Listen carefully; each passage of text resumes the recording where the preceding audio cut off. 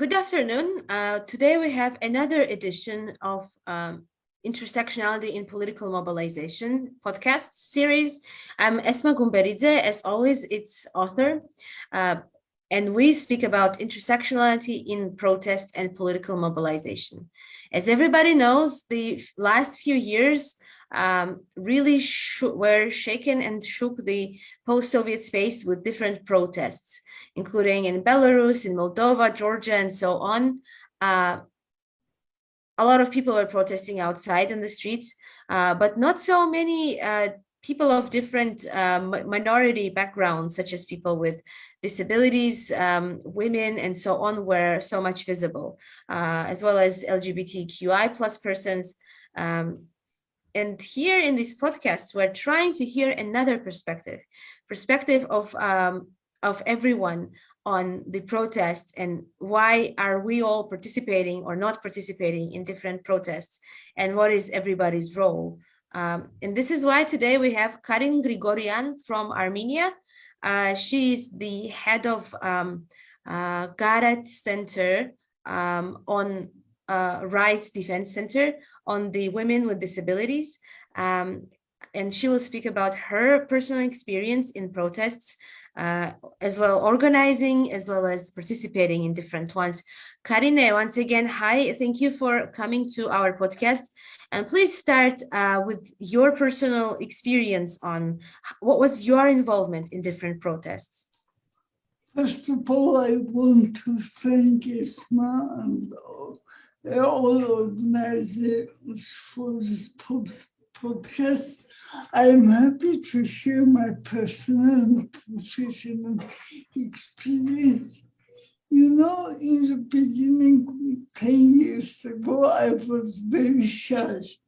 I didn't participate in any protests or major campaigns in our country because I was somehow limited by public opinion attitude. But 10 years ago, when I was in USA, I participated in Mobilization International protest with 50 women with disabilities from different parts of the world. It empowered me so much. I felt like I'm going back to Armenia and I'm going to organize similar protests, of course.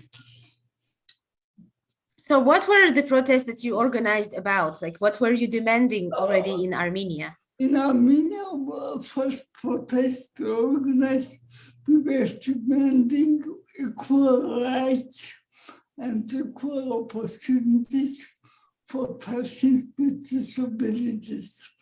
But after a successful protest, I understood that I shouldn't participate only disability-related protests. I should be involved in all major events and protest campaigns which relates to the development of our country. So after that,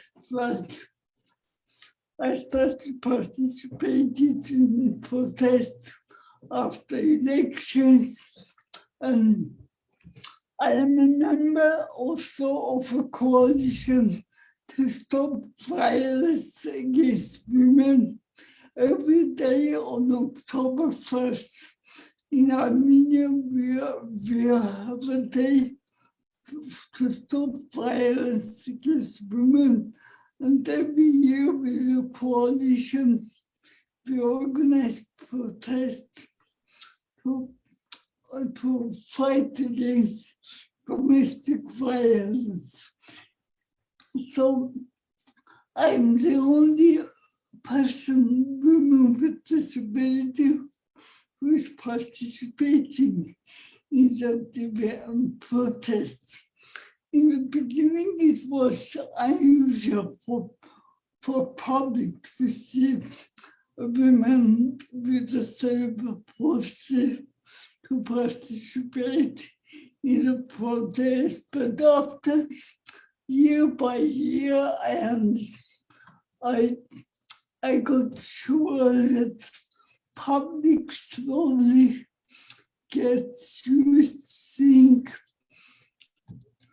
persons with disabilities to be to be the center of major like events, protests, but there are so many challenges and difficulties, so not every woman with disabilities. Yes, so I was going to ask about challenges and disabilities, but beforehand, it's really interesting to hear about the results of your participation in protests. So, of course, one is if your demands of a person with disabilities or as of a regular citizen, if these demands were met by the government or whoever you were protesting against. But the other thing is also, what were people's reactions exactly? Like, was it surprise? Was it pity that why are you bothering? Or what was it really? In the beginning, yes, people were surprised. They're looking at me, yes, why is she walking? And sometimes they don't understand that women with disabilities also face violence, especially they are more vulnerable, 6 times more vulnerable to face violence than women without disabilities. But year by year, they are getting used. And as I speak about the results of the campaign, as women with disabilities participate in mainstream protests on domestic violence, our government adopted a law on domestic violence, and now they are developing standards. So all shelters and also all service providers for domestic violence should be accessible for women with different types of disabilities. Yes, this is very important. And actually, here I was going to also ask you, you mentioned the challenges. So how different it is to be a woman and have a disability and participate in a protest or organize a protest. Are there, or what are the additional barriers or issues maybe that you have to face? There are so many challenges, starting from inaccessible physical environment, like because our towns are inaccessible from Soviet times, also inaccessible information. So you can't bring all women with all types of disabilities in a protest. The other challenge is that of public attitude.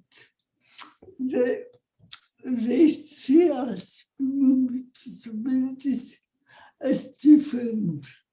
They even call us persons with limited like abilities.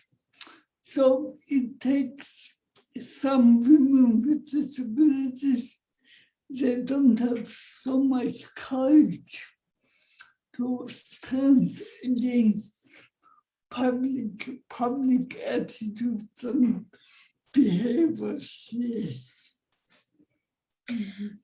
It's very important, and it's actually very common. I would say all of the people with disabilities whom I had on this podcast were mentioning the environment and also the attitudes, of course, and also the need for assistance, which many times even politicians who want to do politics and have disabilities do not have. At least here in Georgia, the government does not provide any like personal assistant maybe to those I don't know, the sign language interpretation or sighted guidance to those who want to participate in politics and who need therefore to attend protests, to attend party meetings, internal different activities. I was actually very, very impressed that Armenia recently had a social affairs minister, a woman with disabilities. So I'm wondering if her being on this high position has changed maybe and shifted some of the attitudes of the society, or did it help at all? Thank you for this question. Of course, we were very lucky to have Zaya Papayan as a Minister of Labor and Social Affairs. In the beginning, like some people had some stereotypes against women, towards women with disabilities, and she was targeted so much. And some people were like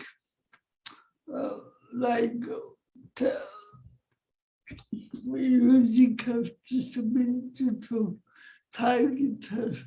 But how more specifically? Like she's using wheelchair, but she can stand, but they used her pictures and told us like she's faking her disability so as to be in the position. But I'm happy she's so brave.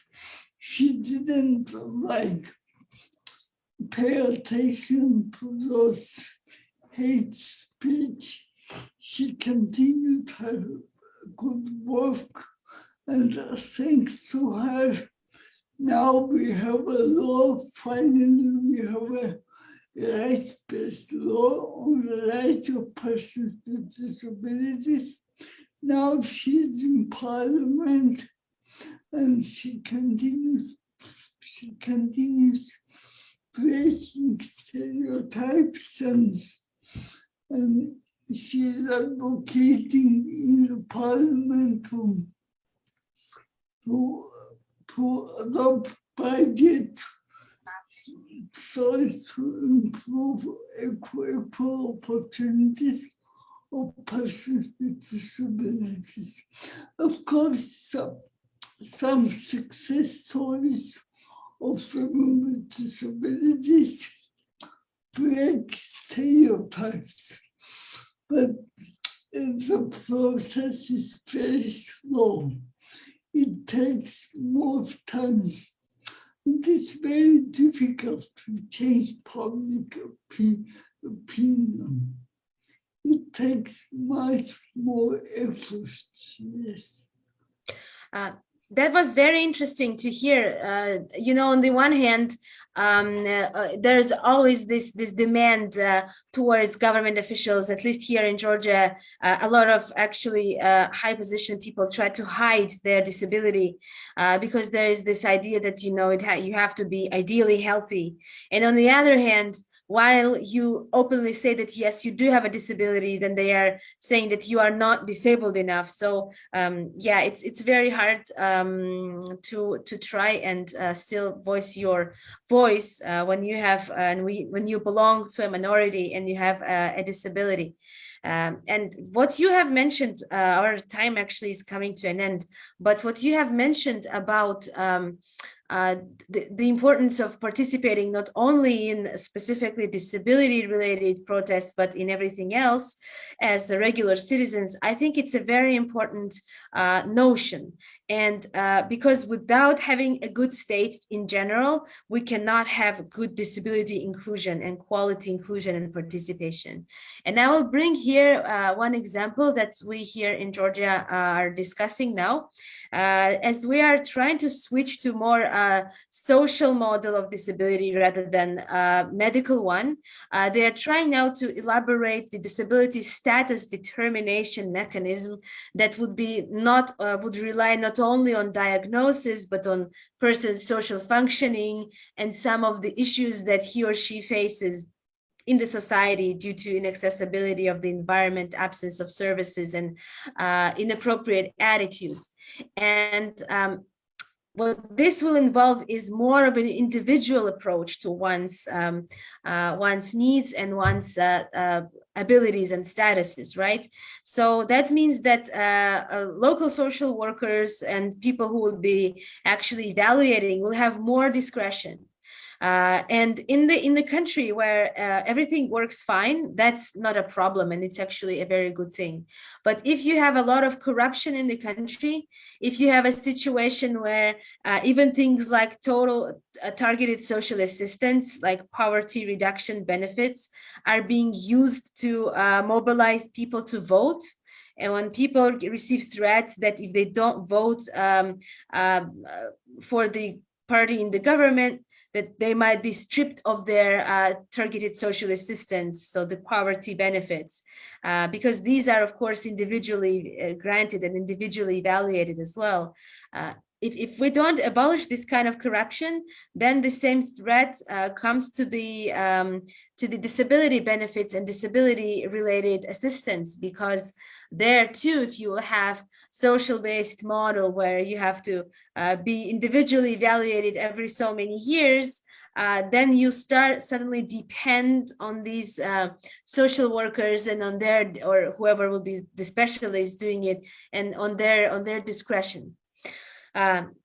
Before we close up, Karine, I just really want you to maybe sort of leave a last word or give advice to those who might be considering participating in protests and who have disabilities and other issues. What should they consider and when participating, and to make their participation more meaningful, so that they actually can maybe speak at the protests or contribute, or what would your suggestion be?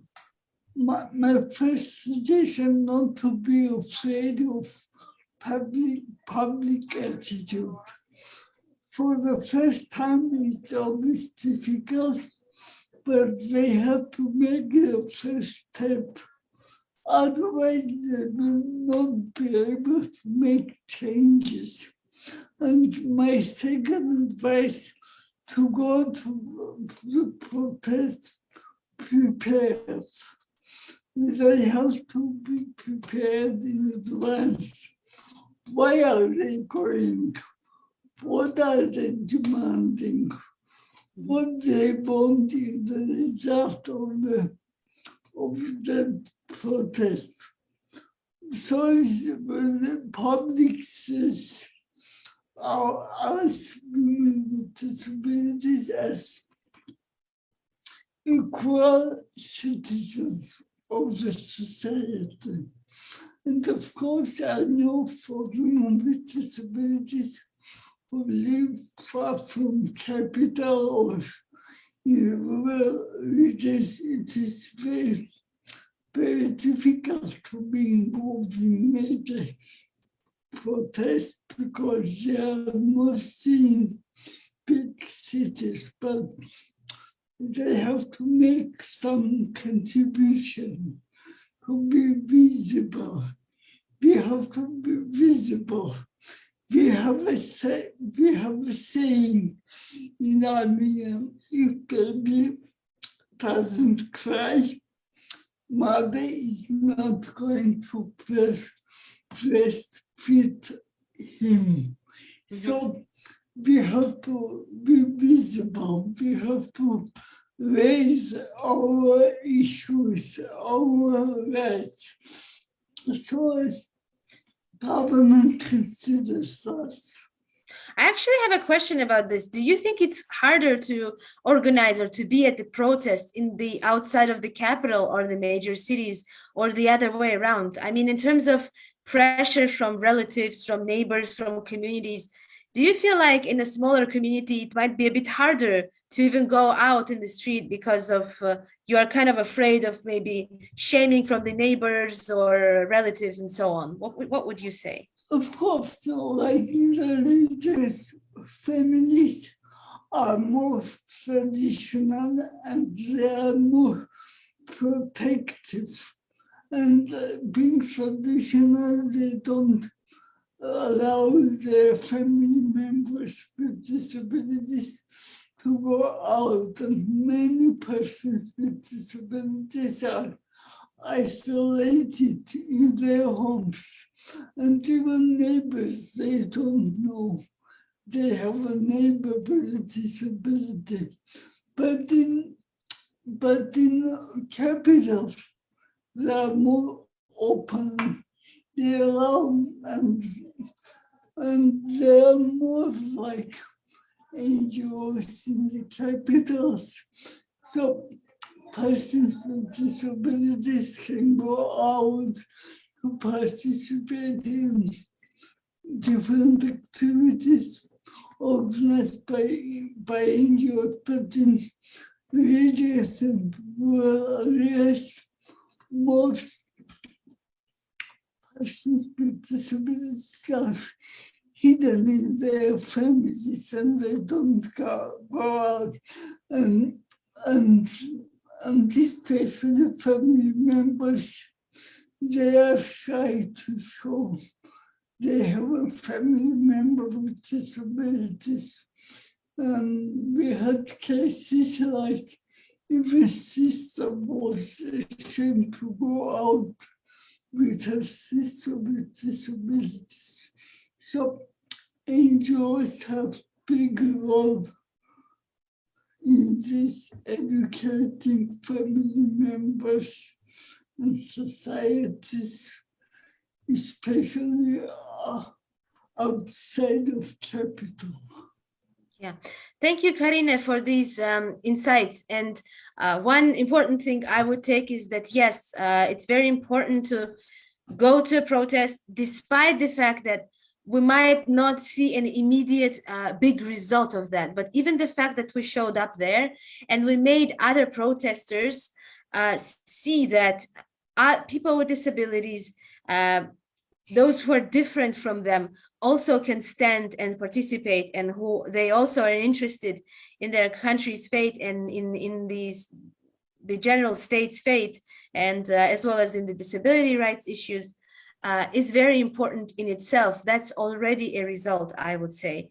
And I wish you a lot of success in your work. I wish you had to protest less, but if it's necessary, I wish you to keep the courage and the positive attitude and all the energy that it takes and that is necessary, and all the courage to do all of that. And keep in touch as well. And thank you very much for joining us today. Thank you, Esma. If you don't mind, I just remembered one thing. 3 years ago, when we had the Velvet Revolution in Armenia, persons with disabilities in capital took active participation in the protests. So media showed pictures of persons with disabilities participating in protests for revolution. So it encouraged other persons without disabilities